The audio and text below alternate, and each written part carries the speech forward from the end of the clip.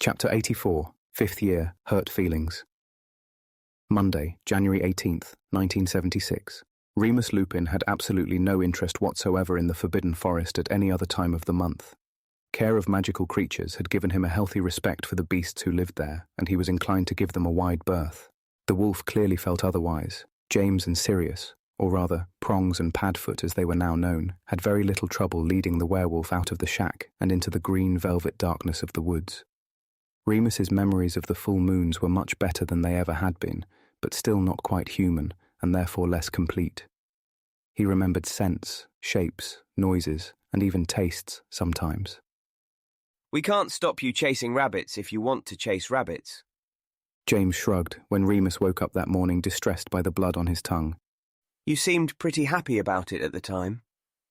It was bloody good fun, Sirius put in, licking his own lips. You were encouraging me, Remus accused, pulling his trousers on underneath his blanket. You ought to know better. You have self-control. Sirius. Yeah, Sirius shrugged. but when I'm a dog, I'm a dog. It's what we do. That was Sirius all over. Have all the fun and take no responsibility.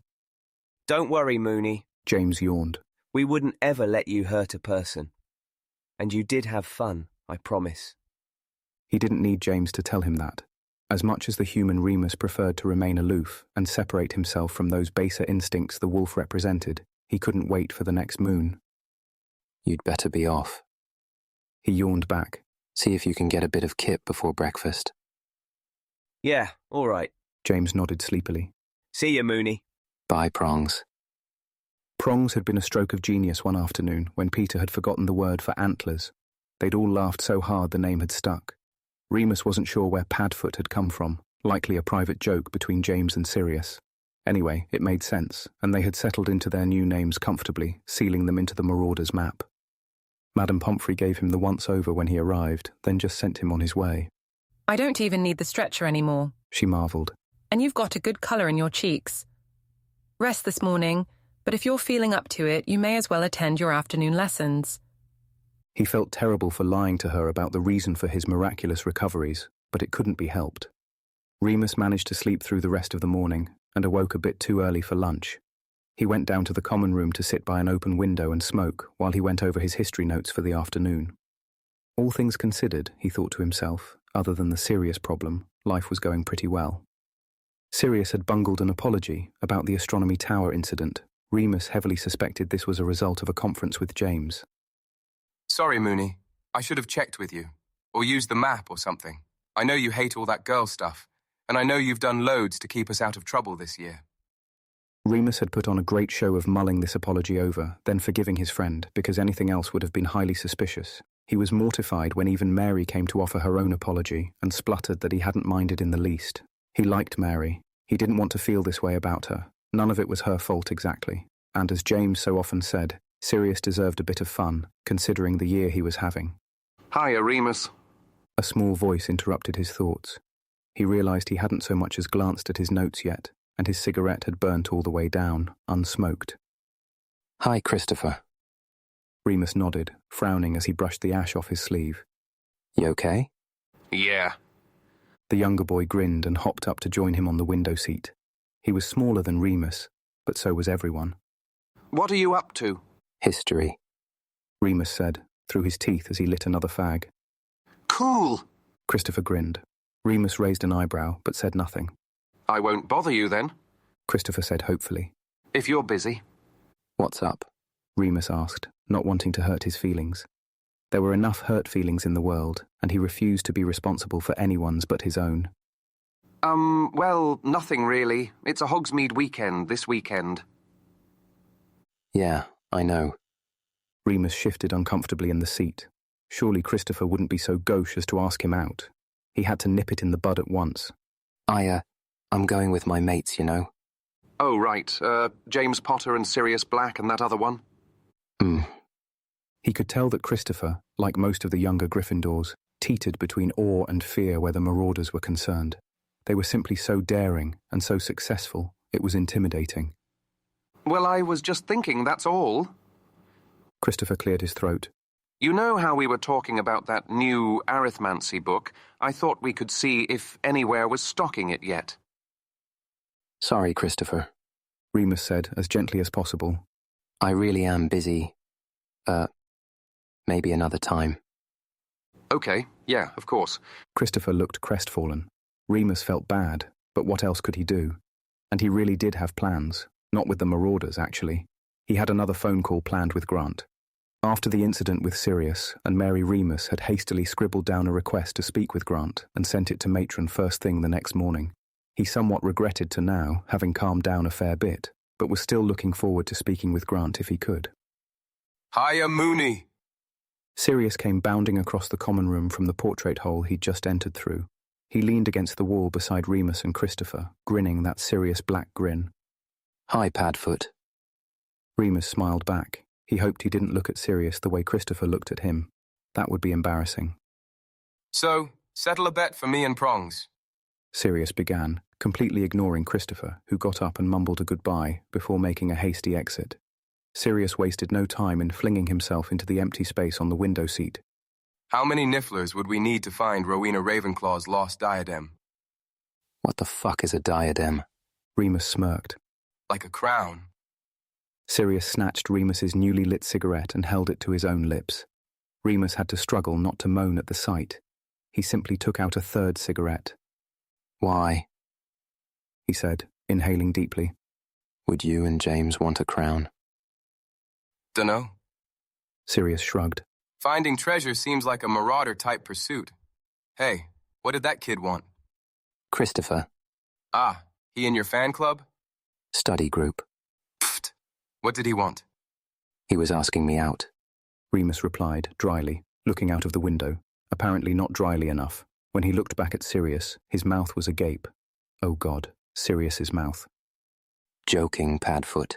Remus said with a smirk. He had perfected sarcastic smirks. Sirius snorted. Good one, Mooney. Thought you were serious there.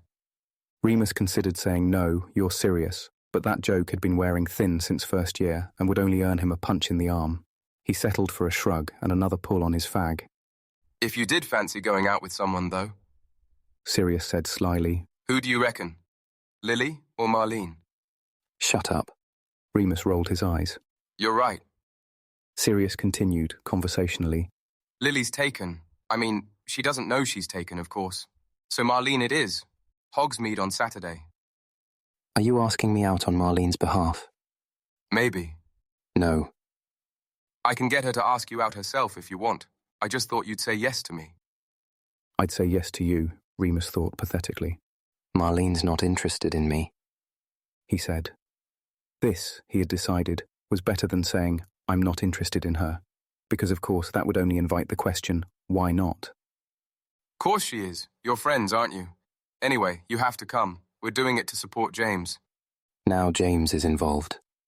Remus stubbed out his cigarette and stood up, shoving his history notes into his bag. They obviously weren't getting read now. Lunch? He said. Yep. Sirius nodded, flicked his own cigarette out of the window and stood up. They headed for the portrait hole. Yes, James is involved. Sirius continued as they made their way to the great hall. We all need to be there, and ideally coupled up, so that he can ask Evans out. James asks Lily out once a week. True. Sirius nodded. But this time he's going in with a game plan. Oh. He's got a song and everything. James writes songs? Remus's mask dropped for a moment in genuine surprise. Well. Sirius licked his lips. I may have given him a hand. Anyway, we all need to have dates to plant the idea in her mind. Like that muggle psychology stuff.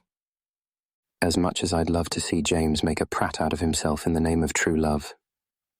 Remus laughed. I'm busy on Saturday. Doing what? None of your business. See, Mooney? Sirius sighed. This is why the girls can't get enough of you. So mysterious. Remus wasn't sure if Sirius was making a cruel joke, so he left it there. They walked quietly for a little bit. Hey, Mooney? Sirius started again. Yes? Do you fancy Mary? What? They had stopped just outside the lunch hall, and Remus spun around to face Sirius in shock. Sirius looked embarrassed, fiddled with his earring. Well, you've been a bit off since we started going out. And I've hardly seen you since the tapestry fiasco. Remus snorted. No, I do not fancy Mary. Okay, good. Sirius smiled at him. So you'll be Marlene's date?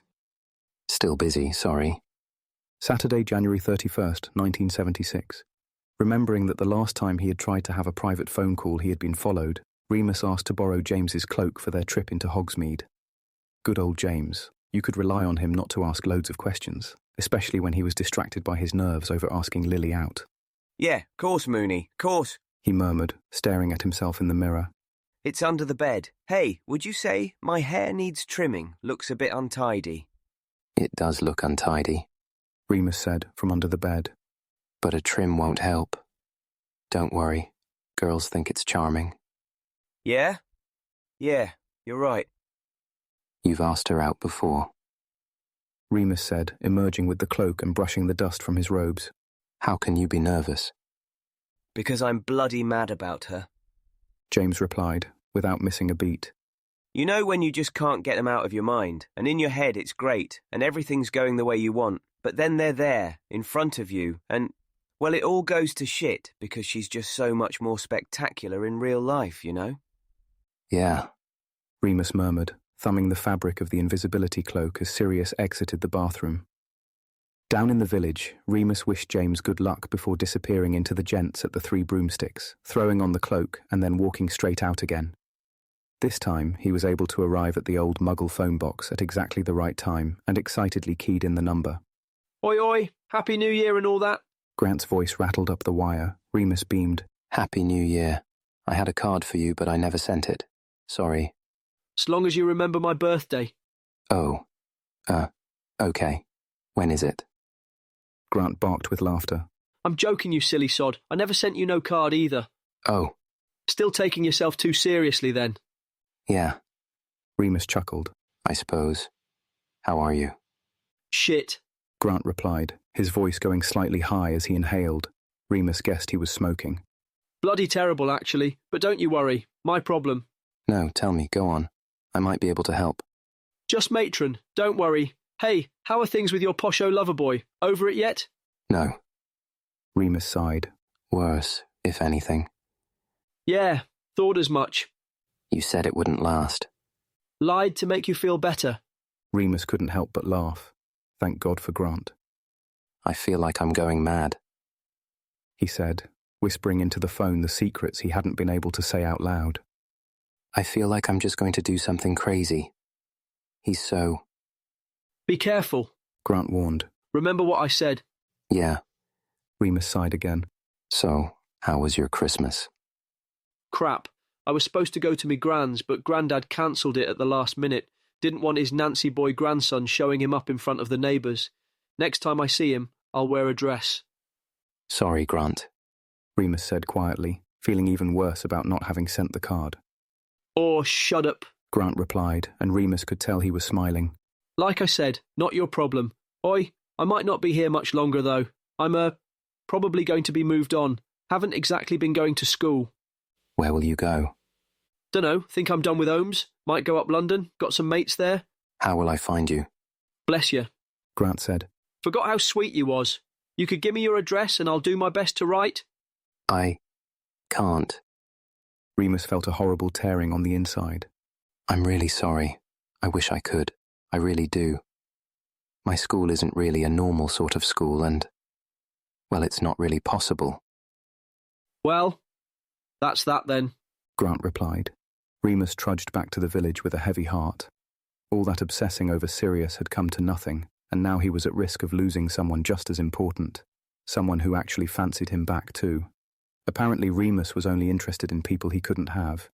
He would look up locating spells as soon as possible, he decided. He wasn't going to lose track of Grant like that. He was mildly cheered upon entering the Three Broomsticks to see Snape sitting in a corner, alone, glaring about the room. Remus went straight back into the gents, removed the cloak, and then walked out, being sure to catch Severus's eye. The Slytherin boy nearly fell off his bar stool in surprise. Remus smirked as he walked over to join his friends. They were all there, Peter and Desdemona, Sirius and Mary, Marlene, James and Lily. Lily looked very pink in the face, but very smug, and James was looking at the bottom of his empty glass. He was dripping wet and smelled sickly sweet. Evidently, the serenade had not gone down well. Mooney! Sirius boomed invitingly. You missed all the fun. Yeah, sorry. Remus smiled at everyone politely, pulling out his own chair. Sirius motioned to the pretty barmaid for another butterbeer. Remus glanced at James, then Lily. How is everyone? Peter let out a strange, high-pitched giggle, then clamped his hand over his mouth. Sirius raised an eyebrow. Oh, quite well, Mooney. Quite well. I was just saying, it's been a while since the Marauders have done a proper prank. You put stink bombs under the rug in the Slytherin common room last week, Lily said. And yesterday you reversed the lenses on all of the telescopes in the astronomy tower. Marlene said. And you said that tomorrow you were planning to... Mary started, but Sirius rolled his eyes. Yeah, but those things are child's play, he said decidedly. Plus, that was just me and James mucking about. A proper Marauder prank needs all four of us. Remus doesn't want to join in with your silly pranks, Lily said. Yes, I do. Remus replied, partly because he was in a bad mood and felt contrary, partly out of solidarity for poor James, who still had butterbeer dripping from the end of his nose.